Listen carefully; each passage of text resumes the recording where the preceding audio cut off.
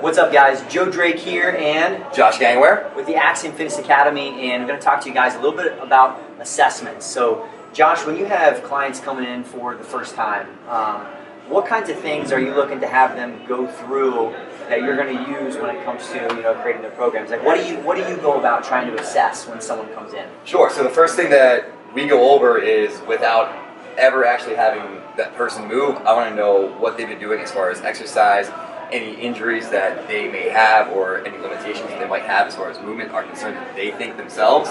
For me, I just at this point go through a basic kind of warm-up so I can test a squat, a push-up, just the basic movements to see exactly if there might be any extra limitations that they haven't told me about. Yeah, definitely. So that's one thing that I think a lot of people miss is taking the time to sit back and sit down before you ever go out on the floor and getting to know all these other subjective measures, right? Like the health history, the PAR-Q, which you guys see and we'll talk about in the course. That's just like the most basic that we should go through and understand their risks of cardiovascular, health disease and occurrence, and just all those other like health questions, right? I can sit down and talk about. And even more so than just the actual movements and understanding the screens from that, that's where you build your relationship with that client right from the very beginning. Like, you have that conversation with them.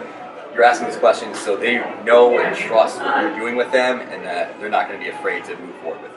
And that's it. And that's why Josh is a great trainer, because you've got two goals, right? When you sit down for the first time, we do want to get to know that physiological side of their body. We want to see how they move. We want to understand any injuries, impairments and everything else. But there's that whole relationship side, right?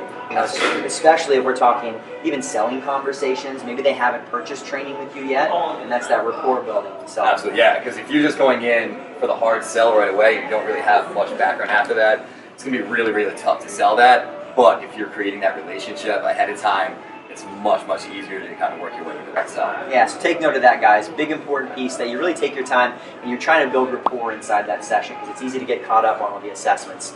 And then when you talk about like the actual exercise side, so you say you want to see them more so go through some different movement patterns, maybe kind of like the 7 primal movements that we talked about. Exactly. We'll go through in the course, and you guys will really get good at the specific NASM assessments, especially the OPT model, the overhead squat, and utilizing that single leg squat, right? Those are not only ones you're going to be tested on, but they're also great tools for learning all of those other things. Absolutely. And then you can always build on top of those. Once you have your assessment down, you can build on top of that through the rest of your training, building out your program with that. Yeah, so really it's, what do you do in an assessment? Well, you guys will go about learning the NASM assessments that we'll do. We'll even get into some push-pull stuff. But then really, you only really need to assess what you're going to use, right? I think about when I first started training and going through some of the assessments, the other things I might have been doing, and I wasn't really utilizing them. So once you guys get further along in your training, once you've really gotten down the mechanics and how the body moves, you can pick up on a lot of these things, maybe from a less formal assessment approach too.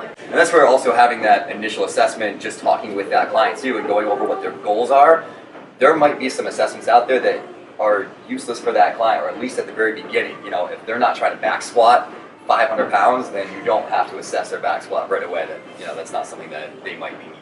That's huge, and that's a great thing, guys. That's where that whole spending time getting to know them a little bit.